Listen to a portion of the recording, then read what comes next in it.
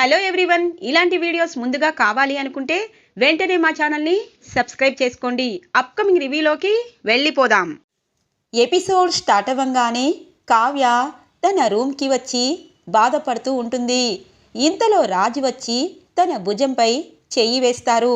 కలవతి, ఎందుకు బాధపడుతున్నావు? నువ్వు అందరికీ సరైన సమాధానమే చెప్పావు. ఈ ఇంటి కోసం నువ్వు ఆలోచిస్తున్నావు. నాకు అర్థమైంది. ఇంకా నువ్వు బాధపడకూడదు. నేను ఒకప్పుడు నిన్ను సరిగా అర్థం చేసుకోలేదు. ఇప్పుడు నీ విలువ నాకు తెలుస్తుంది. ఒక భర్తగా చెప్తున్నాను. నువ్వు సరైన సమాధానం చెప్తున్నావు. సరిగా అందరితో ప్రవర్తిస్తున్నావు. డబ్బు వాల్యూ తెలిసేటట్టు చేస్తున్నావు. అలాంటప్పుడు నువ్వు బాధపడడంలో అర్థం లేదు కలవతి అని అంటారు. నాకు తెలుసండి. ఈ ఇంట్లో ఒకరికో ఇద్దరికో నేను నచ్చకపోవచ్చు. అందరికీ నేనంటే గౌరవం ఉంది. నాపై నిజాయితీ ఉంది. ఆ విషయంలో నేనెప్పుడు పొంగిపోను. కానీ ఒకటి మాత్రం మీకు అడుగుతాను. ఈ ఇంటికి వచ్చి నేను సంవత్సరం మాత్రమే అయ్యింది.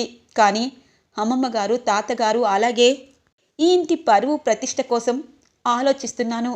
కానీ చిన్నత్తయ్య ఒక కోడలిగా ఈ ఇంటికి ఎన్నో సంవత్సరాల క్రితం అడుగుపెట్టారు. అలాగే రుద్రాణి గారు కూతురుగా ఇంట్లో ఎప్పటి నుండో ఒక ఆడపడుచుగా ఉంటున్నారు. అలాంటి వారికి ఈ ఇంటి కోసం ఎందుకు ఆలోచించలేకపోతున్నారు? ఎప్పుడు ఏదో ఒక గొడవ. కరెక్ట్గా ఉన్నా తప్పంటారు. తప్పు చేయకపోయినా తప్పు చేశావంటారు. అబద్ధం చెప్పావంటారు. మా పుట్టింటికి దోచిపెట్టావు అంటున్నారు. ఎందుకు ఎందుకు మనుషుల్లో ఇంతగా తేడా ఎందుకు అని అడుగుతుంది కావ్య. అయ్యో కళావతి, ఈ ఇంటికి వచ్చి సంవత్సరం అయ్యింది. అలాంటప్పుడు ఇంట్లో వాళ్ళందరూ ఒకేలా ఉంటారని ఎందుకు అనుకుంటున్నావు? ఒకప్పుడు నేను కూడా నిన్ను కష్టాలు పెట్టాను. ఇప్పుడు నాకు తెలిసింది కదా. అలాగే అత్తకి, పిన్నికి ఆ విషయం తెలుస్తుందిలే. కానీ ఒకటి మాత్రం నీకు చెప్తాను.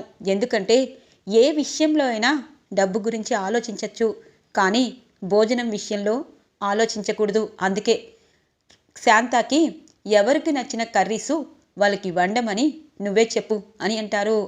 తప్పకుండా అండి. ఎందుకంటే నేనేదైనా తప్పు చేస్తే ఆ తప్పు చేశావని నన్ను అడగండి. అది తప్పైతే ఖచ్చితంగా సరిదిద్దుకుంటాను. అంతేగాని డబ్బంతా నాకే చెందాలని, ఆస్తిపాస్తులు కావాలని రాయించుకున్నానన్న మాట నాకు మింగుడు పట్టం లేదు అని అంటుంది. కళావతి, అన్నీ మర్చిపో. అలాగే నువ్వు ఈ ఇంటి కోడలుగా ఉండాలని మా తాతయ్య ఆశయం. ఆ ఆశయాన్ని నువ్వు ఇలా బాధపడుతూ వేస్ట్ చేయకూడదు అని అంటారు. ఇక కావ్య రాజు వైపు ప్రేమగా చూస్తూ వంటగదిలోకి వస్తుంది. అమ్మా, వంట పూర్తయిపోయింది అని అంటుంది శాంత. శాంత, నేను కొన్ని విషయాల్లో తప్పు చేశానేమో అనుకున్నాను. కానీ డబ్బు అనేది ఎలాగో ఒకలాగా వస్తుంది. కానీ ఎదుటి వాళ్ళు ఆకలిని మాత్రం తీర్చాలన్న ఉద్దేశంతో ఎప్పుడూ ఉండాలి. ఎవరికి నచ్చిన వంట వాళ్ళకి చెయ్యి. అలాగే శాలరీ కూడా నీకు 5% పెంచుతామని అత్తయ్య చెప్పారు అనగానే, తప్పకుండా అమ్మా. ఎందుకంటే ఒక్కొక్కసారి మన టైంని బట్టి మనం నడుచుకోవాలి. అది మీ ఇంట్లో కొంతమందికి అనగానే, శాంత, ఇక ఇంట్లో వాళ్ళ గురించి మర్చిపో. నేను నీకు సహాయం చేస్తాను అనగానే, సరేనమ్మా అని అంటుంది. అయ్యో, మతిమరుపు వచ్చింది. నాకు నువ్వు సహాయం చెయ్యి. అలాగే ఇంట్లో వాళ్ళందరికీ ఎవరెవరికి ఏమేమి ఇష్టమో నాకు తెలుసు కాబట్టి అవన్నీ చేస్తాను అని అంటుంది. అమ్మా, మీదెంత మంచి మనసు. మిమ్మల్ని వాళ్ళు అపార్థం చేసుకున్నా వాళ్ళ కోసం ఆలోచిస్తున్నారు. సరేనమ్మా అని అంటుంది శాంత. ఇక అందరికీ కావలసిన వాళ్ళు ఇష్టంగా తిన్న ఫుడ్స్ అన్నీ ప్రిపేర్ చేసి డైనింగ్ టేబుల్ దగ్గరికి పెడుతుంది. అక్కకి కోపంగా ఉంది కాబట్టి ఇదిగో ఈ జీరా రైస్, అలాగే వంకాయ కుర్మా చాలా నచ్చుతుంది అని చెప్పి అన్నీ డైనింగ్ టేబుల్ దగ్గర పెట్టేసి ఫ్రెష్ అయి కిందికి వస్తుంది. ఇక అపర్ణాదేవి, ఇందిరాదేవి, రాజ్, సుభాష్ మాత్రమే ఉండడంతో ప్రకాశం కూడా వస్తారు. ఏరా, ధాన్యలక్ష్మి ఏది అని అడుగుతారు సుభాష్. మర్చిపోయాను. రుద్రాని, రాహుల్ కూడా కనిపించటం లేదు. స్వప్న కూడా లేదు అని అంటారు అపర్ణాదేవి. అత్తయ్య, నేను వెళ్ళి పిలుస్తాను అనగానే, అవసరం లేదు అని చెప్పి నలుగురు కిందికి వస్తారు. చిన్నత్తయ్య, అవసరం లేదంటారేంటి? మీకు ఇష్టమైన పూరీ కర్రీ, పూరీలు చేశాను అని అంటుంది. రుద్రాణి గారు, మీకు నచ్చిన ఐటమ్స్ కూడా చేశాను, కావాలంటే చూడండి అని అంటుంది కావ్య. అక్క, రా అక్క. ఎందుకంటే నువ్వు నిన్నే నాకు చెప్పావు, నెయ్యి తక్కువ చేసి హల్వా చేయమని. అది కూడా ప్రిపేర్ చేశాను. భోజనం చేశాక హ్యాపీగా తిను అని అంటుంది కావ్య. ఆపవే, ఆపు అని అంటుంది స్వప్న. అక్క, ఏమైంది నీకు అనగానే జ్ఞానోదయం అయింది. ప్రేమనేది ఇలా కళ్ళబొల్లి మాటలు చెప్తే రాదే. ఎందుకంటే నీ చేతిలో ఆస్తి అంతస్తులు వచ్చాయి. నన్ను కనీసం ఈ కుటుంబంలో మనిషిలాగా కూడా నువ్వు ట్రీట్ చేయలేదు. నాకు అప్పుడు అనిపించింది నేను ఈ కుటుంబానికి ఏమీ కాదని. అలాంటప్పుడు నీతో నాకు మంచి ఏంటి? నువ్వు నా చెల్లివేంటి? నేను నీ అక్కనేంటి? నా ఇష్ట ప్రకారం హల్వా చేశానని కబుర్లు చెప్తే ఇక్కడ పిచ్చి స్వప్న తల ఊపదు అనగానే, సభాష్ స్వప్న, ఇప్పుడు ఈ రుద్రాని కోడలు అనిపించుకున్నావు. మనల్ని అనాథ, ఈ ఇంటికి పనికిరాము అన్నా ఈ ఇంటి కుటుంబం గురించి ఇప్పటికైనా నీకు అర్థమైంది. చూసావా మీ చెల్లి ఆస్తి మొత్తం తన పేరుని పెట్టుకొని మనం నిలదీశామని మన అకౌంట్స్ బ్లాక్ చేయించి ఇప్పుడు మనకు నచ్చిన వంటలన్నీ చేశానని చెప్పి బిల్డప్ ఇచ్చి ఇక్కడున్న వీళ్ళ నలుగురికి నమ్మించి ఇంకా ఏదైనా ఉంటే రాయించుకుంటుంది ఈ తెలివైన కావ్య. అమ్మా, నీ తెలివితేటలకి నా పాదాభివందనాలు. ఎందుకంటే చిన్నదానివైనా ఇంత తెలివిగా ఎలా ఉంటున్నావో నాకు అర్థం కావటం లేదు. అన్నయ్య, మీరు మీ కోడలు కాబట్టి భోజనం చెయ్యండి.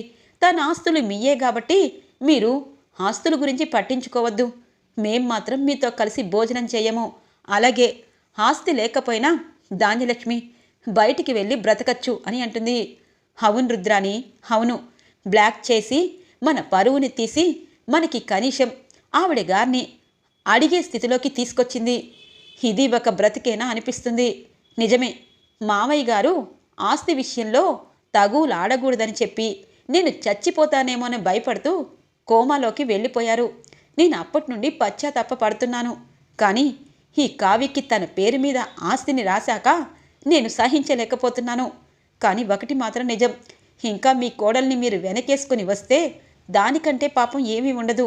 పదరుద్రాని, పైకి వెళ్దాము అని చెప్పి ఇక వాళ్ళ నలుగురు పైకి వెళ్ళిపోతారు. ఇక సుభాష్, ప్రకాష్ ఒక్కసారిగా షాక్ అవుతారు. అపర్ణాదేవి, ఇందిరాదేవి కావ్య వైపు చూస్తారు. అత్తయ్య, మామయ్య, నేనేం తప్పు చేశాను? ఎందుకు నన్ను వెలవేస్తున్నారు? నేను వాళ్ళకి ఇష్టమైన వంటలు చేశాను. ఈ రోజు నుండి వాళ్ళకి బ్లాక్ తీసేసి వాళ్ళు డబ్బులు కరెక్ట్గా ఖర్చు పెట్టుకోవాలని చెప్పి ఇద్దాము అనుకున్నాను. కానీ వాళ్ళు నన్ను ఒక మోసగత్తే అంటున్నారు. మా అక్క దగ్గర కూడా నేను చెడ్డదాన్ని అయిపోయాను. డబ్బు డబ్బు మానవత్వం, మానవుల్ని, సంబంధాలని ఇలా తెగ తెంపులు చేసేస్తుంది. నేనేం చెయ్యను అని అంటుంది. చూడు కావ్య, నువ్వు తప్పు చేయలేదు. కానీ వాళ్ళు అలాగే బ్లాక్మెయిల్ చేస్తారు. బ్లాక్మెయిల్ చేశారని నువ్వు నీ పద్ధతిని మార్చుకుంటే ఇక వాళ్ళ బ్లాక్మెయిల్కి ఎప్పుడు నా తల ఒగ్గినట్టే. వాళ్ళు ఏదో ఒక రాత్రి అర్ధరాత్రి వచ్చి ఇక్కడున్న ఫుడ్ ఐటమ్స్ అన్నీ తింటారు. నాకు తెలుసు, నువ్వేమీ కంగారు పడద్దు అని అంటుంది అపర్ణ. అవునమ్మా కావ్య, నా పెళ్ళం ఆకలికి అస్సలు ఉండలేదు. పొద్దున కూడా తినలేదు. ఇప్పుడు దానికి నచ్చినవి చేశావు కాబట్టి ఇప్పుడు అలిగి వెళ్ళింది. మనం ఇక్కడ లేట్ చేస్తే తిట్టుకుంటుంది.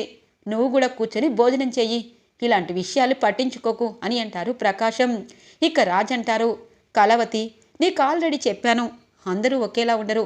భోజనం చెయ్యి, అందరం కలిసి తిందాము అని అంటారు. ఇక కావ్య వాళ్ళందరినీ చూస్తూ భోజనం చేస్తుంది. ఇక అందరూ పైకి వెళ్ళిపోయాక, ధాన్యలక్ష్మి, అందరూ వెళ్ళిపోయారు. నిజం చెప్పాలంటే ఆ కావ్య చేతి వంట అమృతం. ఎప్పుడు నిన్ను పొగడలేదు కానీ కడుపు నిండా తినేదాన్ని. కానీ ఇప్పుడు మనం వెళ్ళి తిందాము అని అంటుంది. నువ్వు చెప్పాలా నాకు? నేను అందుకే కదా వచ్చాను. పద పద, అందరూ వెళ్ళిపోయారు. మా ఆయన కూడా గుర్రలు తీసుకొని పడుకున్నాడు. ఇప్పుడు నాకు నచ్చిన పూరీ కుర్మా తినాలి అని అంటుంది ధాన్యలక్ష్మి. ఇక రాహుల్, స్వప్న కూడా వస్తారు.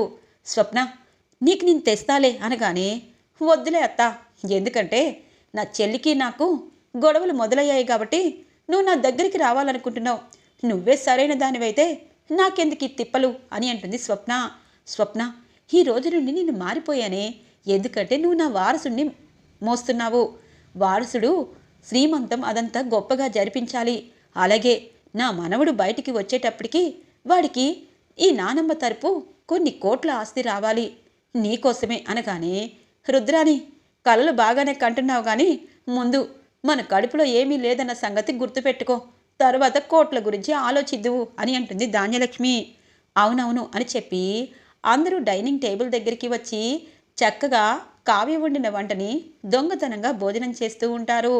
రాజ్, కావ్య పైనుండి చూసి గమనిస్తారు. చూసావా, వాళ్ళ గురించి అందరికీ తెలుసు. చూడు కలవతి, బాధపడితే పరిష్కారం లభించదు. ఇదిగో వాళ్ళు అలాగే అడుగుతారు, నువ్వు నీలాగే ఉండు. ఎందుకంటే ఎప్పటికైనా ఏ రోజుకైనా నీ గురించి వాళ్ళకి తెలిసే రోజు వస్తుంది. పద పద, ఇప్పుడు సంతోషమేనా అని అంటారు. చాలా హ్యాపీగా ఉందండి. ఎందుకంటే లోపల ఎన్ని గొడవలున్నా ఆకలి మాత్రం వేస్తుంది. ఆకలి తీర్చిన వాడే నిజమైన మనిషి అంటారు. ఆ విషయంలో నాకు చాలా హ్యాపీగా ఉంది. పదండి నిద్రపోదాం అని చెప్పి ఇక వెళ్ళి నిద్రపోతారు రాజ్, కావ్య. తెల్లగా తెల్లవారుతుంది. కనకం, కృష్ణమూర్తి మాట్లాడుకుంటూ ఉంటారు. ఇంతలో ఇక ఒక ఆవిడ తమకి పేరెంట్ అని చెప్పడానికి వస్తుంది. ఆ రాములు అని అంటుంది. ఏంటి అమ్ములు అని ఫ్రెండ్స్ పిలిచినట్టు పిలుస్తున్నావు? నేను ఇంకొక 3 నెలల్లో అమ్మమ్మని కాబోతున్నాను అని అంటుంది ఆ అమ్ములు. ఎంత అమ్మమ్మవైనా నువ్వు నేను ఫ్రెండ్స్ కదే. నీ కూతురు కడుపుతో ఉందా అని అంటుంది.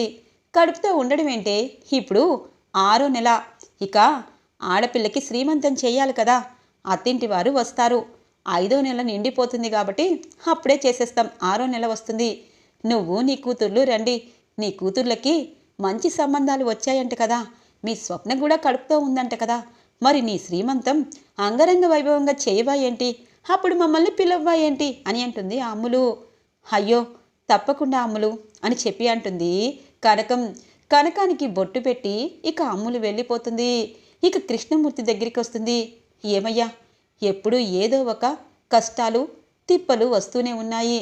ఆడపిల్లలు కన్నాం కాబట్టి ఆడపిల్లకి జరగాల్సిన ముచ్చట జరగటం లేదు. ఒకప్పుడు కడుపుతో ఉన్నానన్న డ్రామా ఆడిన స్వప్నకి అంగరంగ వైభవంగా శ్రీమంతం చెయ్యాలనుకున్నాము. కానీ అప్పుడు తనకి కడుపు లేదని తెలుసు. ఇప్పుడు పెద్ద ఆయన కోమాలో ఉన్నారు. ఇప్పుడు శ్రీమంతం అంటే అందరికీ బాధ అనిపిస్తుందేమో. కానీ మనం ఆడపిల్ల తరపు స్వప్నకి శ్రీమంతం చెయ్యాలి కదయ్యా. ఆ విషయం ఎవరికి చెప్పాలి అని అంటుంది. ఏమోనే కనకం, ఇలాంటి విషయాల్లో నేనెప్పుడు మాట్లాడను కదా. పెద్దావిడి దగ్గరికి వెళ్ళు, విషయం చెప్పు. ఒకవేళ ఇంట్లోనైనా పసుపు కుంకుమ అలాగే చలివిడి పెట్టి చల్లదనం అంటారు కదా, అలా కాని చేద్దాము అని అంటారు కృష్ణమూర్తి. తప్పకుండా అయ్యా, రేపు వెళ్తాను అని చెప్పి అంటుంది కనకం. ఇది ఇలా ఉండగా ఇక కళ్యాణ్ ప్రతిరోజు అక్కడికి వెళ్ళలేదని చెప్పి ఇటువైపు లిరికలిస్టు లక్ష్మి అప్పుకి ఫోన్ చేస్తారు. ఏమ్మా అప్పు, మీ ఆయనేడి, ఆ కళ్యాణేడి అని అంటారు. ఎవరండి మీ ఆయన కళ్యాణ్ అంటున్నారు? ఎవడు నువ్వు అని అంటుంది. ఎవడినంటావేంటమ్మా, నేను మీ ఆయన్ని అసిస్టెంట్గా జాయిన్ చేసుకున్న లక్ష్మిని అనగానే, ఓ మీరా, నమస్కారం అండి. నాకు ఫోన్ చేస్తారేంటి? మా కవికి ఫోన్ చేయండి అనగానే, ఆయన కవి అని ఫిక్స్ అయ్యాడమ్మా అని అంటారు. మీరు పాటలు లిరికిస్టని ఫిక్స్ అవ్వలేదా ఏంటి? అయినా అవన్నీ ఎందుకు కానీ, నేను ట్రైనింగ్లో ఉన్నానండి. మా ఆయన అక్కడే ఉన్నారు కదా, తనకి ఫోన్ చేయలేదా అనగానే, నువ్వు ట్రైనింగ్కి వెళ్ళావో లేదో నాకు తెలియదు కానమ్మా, మీ ఆయన ఇప్పుడు నెల రోజుల నుండి రావటం లేదు. 3 సంవత్సరాలు అగ్రిమెంట్ రాయించుకున్నాను, కానీ కొత్త వాళ్ళని పెట్టుకోవాలనుకుంటున్నాను.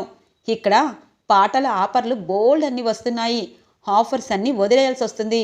వస్తాడా లేకపోతే 3 సంవత్సరాల అగ్రిమెంట్ ద్వారా నేను కోర్టుకు వెళ్ళాలో చెప్పు అని అంటారు ఆ లక్ష్మి. ఒక్కసారిగా షాక్ అవుతుంది అప్పు. అంటే కవి ప్రతిరోజు నేను వెళ్తున్నానని చెప్పేవాడు, బిజీగా ఉన్నానని చెప్పేవాడు, ఇప్పుడు ఎక్కడున్నాడు?